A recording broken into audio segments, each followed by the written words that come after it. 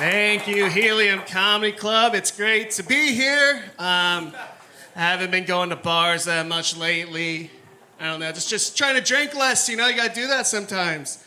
The thing is, I'm always afraid I'm gonna miss out on all the great conversations I hear in bars. I recently heard my favorite conversation ever. It was just two sentences between a man and a woman. The man goes, "Hey, do you remember that band Hoobastank?" And the woman goes, "Shut the fuck up!"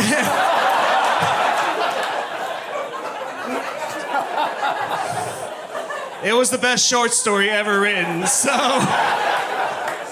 don't want to miss out on that kind of stuff, man. I don't know, though. I'm 37 and single, so going into a bar, I know at this age I'm not going to meet the right kind of woman in a bar. I go into a bar, it's 80% dudes, 20% women. I need better numbers than that. So I've been hanging out a lot at Joann Fabrics lately. I don't know if you've been, but it's an untapped resource, let me tell you. Michael's will do in a pinch, but Joann's, it's good. I went to a music festival this weekend. I did a bunch of edibles, which I'm not gonna do that anymore. With edibles, you never know. You might be able to sleep it off. You might be high till next Tuesday. You have no idea. Some guy always gives you a gummy bear and is like, "Take a quarter of this." And I'm like, "I had 3 already. What?" Am I going to die? Thought this was weed. I don't know, I'm 37. I come from a weird generation. I'm one of those last generations that grew up without the internet. My introduction to computers was just playing Oregon Trail for 1 hour a week. Hell yeah. We were there, just shooting a pixel at a deer for an hour.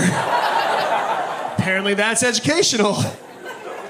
And I get real nostalgic for that period of my life, elementary school. My favorite thing was a Scholastic book order. That was my favorite shit.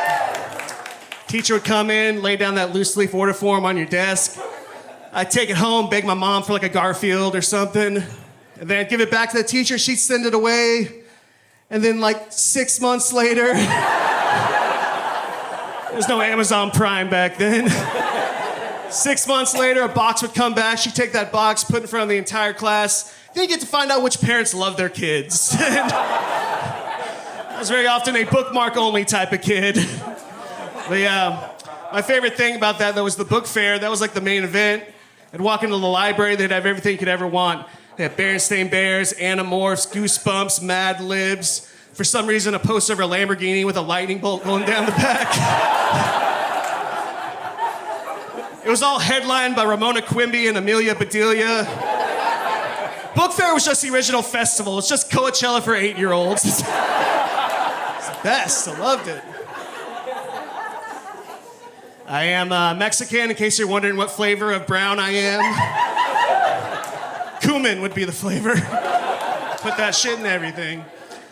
I am Mexican. When I first moved here, I lived in North Portland with 3 really progressive white guys, but I was still the only one that did any of the yard work, so that was cool.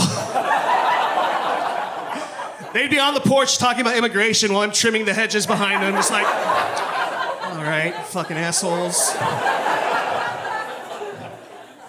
I was walking through my neighborhood the other day. I saw this sign I'd never seen before. It had a heart on it, and it said, "I heart my Muslim neighbor," which I thought was really nice and that builds community, But the thing is, I feel like that sign's really forward also. You need permission before you put that up. I want to know, how does that conversation go? Do you go to your neighbor and you're like, "So did you see the sign?" "Well, don't you have something you want to say to me now?" And the thing is, I'm the only brown guy on my street, so I think that they think that I'm their Muslim neighbor, so that's not cool. I understand, it's just nice white people doing nice white people shit. I get it. I don't know, I don't like to give white people a lot of shit. I feel like as a country right now, we need to come together. So I don't like to give white people shit. I don't like to give white people anything. I feel like they've taken enough already, so.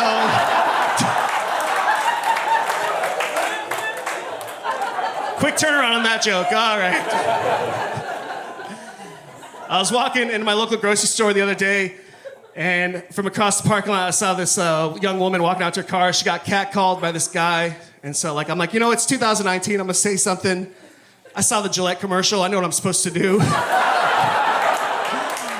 So I walk up to this guy, and just about to tap him on the shoulder, he turns around, and he has the state of Florida tattooed on his face. So I didn't say anything, because I know what a red flag is.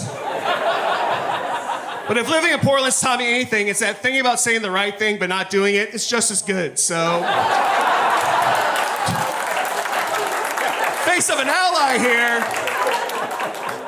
I know we're all excited about the election. Yeah. I remember the day before the last election, this really nice progressive white lady came up to me, and knowing that I'm Mexican, she was like, well, I hope Trump doesn't win because we don't want to lose you. Have you ever seen someone be so progressive they became racist again? Because that... All right, guys, I've been James Bosquez. Thank you so much.